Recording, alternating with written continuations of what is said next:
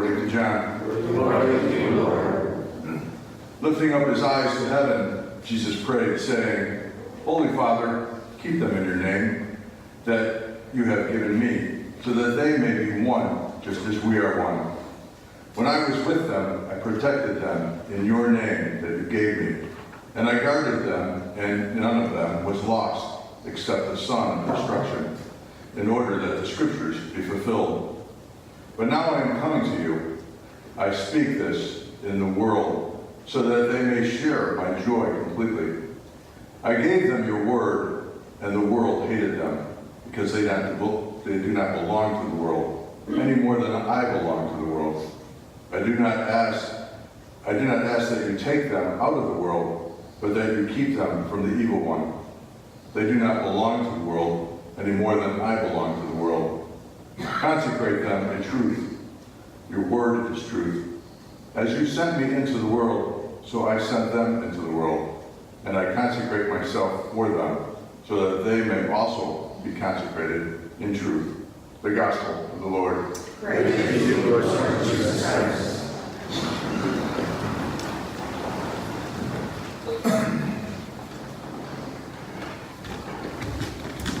Good morning. I'm going to preach in the middle today. I'm going to share this very special day with you all, with the church here at St. John Paul II, my parish. I have a very special, sentimental inclination to days like today, because it is a day when, particularly 15, I think in the Philippines, when we're celebrating anniversaries every year, those big years are always 1, 5, 10, 15, 20, 25. So 15 would be a very special milestone to arrive at. And so it helps me when I look back at 15 years of ministry as a priest. And I remember when I was newly ordained, and some priests, as my brother priest, one of them said, I'm 15 years ordained. I'm like, what? You're old, you're an old priest. And I get to today, and I just asked myself, was I woke up today, and I said to myself, I really am an old priest at this point, I'm 15. There's so much to say about 15 years of priesthood, and I feel like if I died today, it would be a complete 15 years. My priesthood would be complete even now. Everything else has been bonus. In fact, I would say that at the moment I was ordained, it seemed like after the first year, everything was just bonus.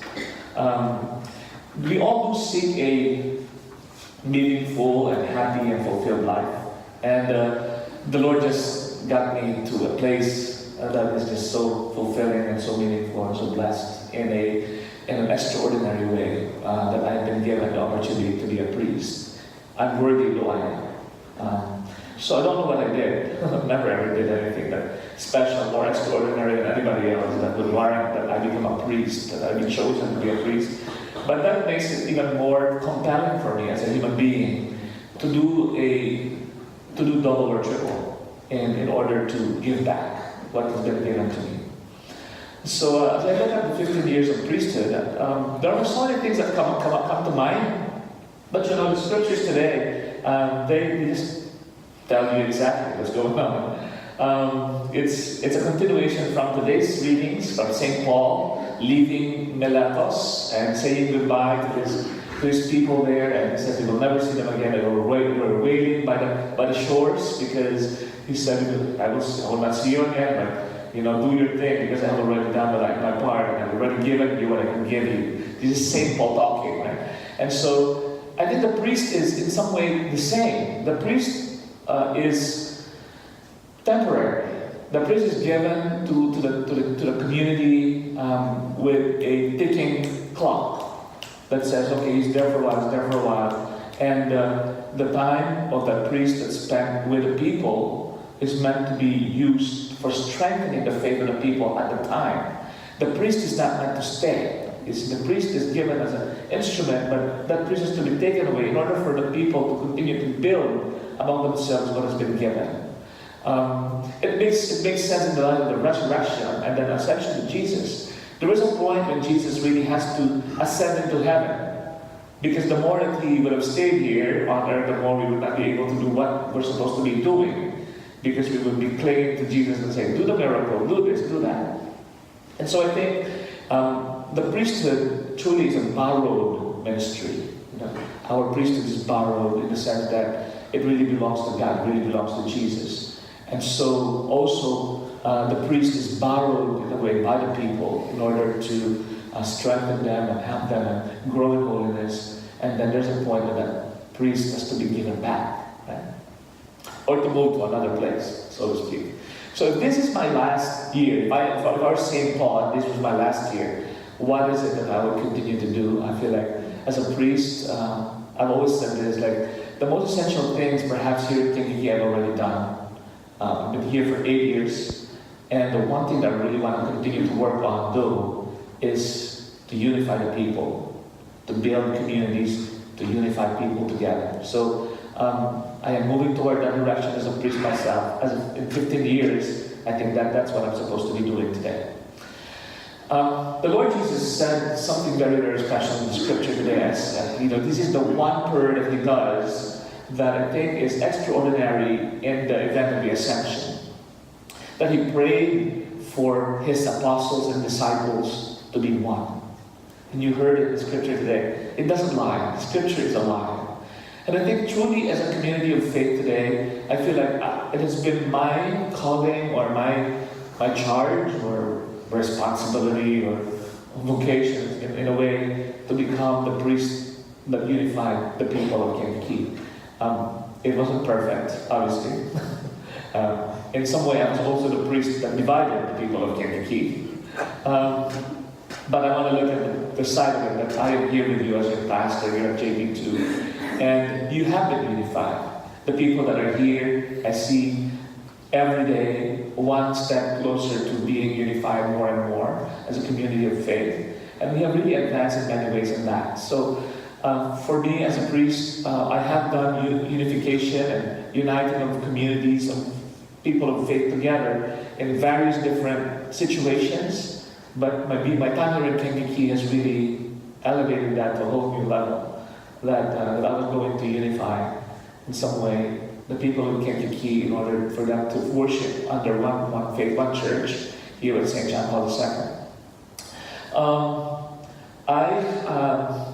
I think if there's one desire in my heart today as I move forward to this 15th year of priesthood, it's probably to have more time to sit down and process the experience in 15 years. Because it's one thing to be doing ministry, actively doing ministry. It's another time for me to sit down and reflect and maybe write all things down. Because it can be another way of sharing whatever it is that I've learned, whatever wisdom I have gained out of my experience in 15 years in priesthood. And I want to be able to share that also in that particular way. So if there's one thing I would wish I could do this year, it would be that. To be more intentional and sparing some time to be able to think about it, meditate on it, write down, and share that particular thought, that particular writing to the people around me. God has been good to me, and so I want to continue to be the joyful priest that I always wanted to become when I was ordained. When I was ordained, I asked for 3 things. I wanted to be a priest that was joyful, a priest that was compassionate and loving, and a priest that was really willing to serve the people of God passionately. And so I feel that the Holy Spirit has really given me all the opportunity to be able to do that. And 15 years later, I feel like the Lord has even helped me to achieve whatever vision of priesthood I had from the very beginning. I say thank you to the people of St. John Paul II. I'm not leaving yet. like that, but I would say thank you to you because every day I wake up in the morning, you are the ones who are in my thoughts because you've been given to me as a gift. And so the priesthood has been beautiful, has been special, and truly inspiring and truly meaningful for me because along the way, God has given me so many people that have allowed me to love them. God gave me so many people to allow me to be able to be there for them. And in the process of giving of myself to them, it's like in the scripture today, the giving is great, and I didn't realize that by giving so much, that I was also receiving so much more. And that is the mystery of love, it's the mystery of the priesthood. It is in the giving truly that we even receive so much more. So thank you for allowing me to give, for allowing me to be your priest, and continue to pray for me, to your priest here at JP2, and the priesthood in general, that we may continue to do the work of God today passionately, lovingly, and joyfully in the best way that we can. Amen. Amen.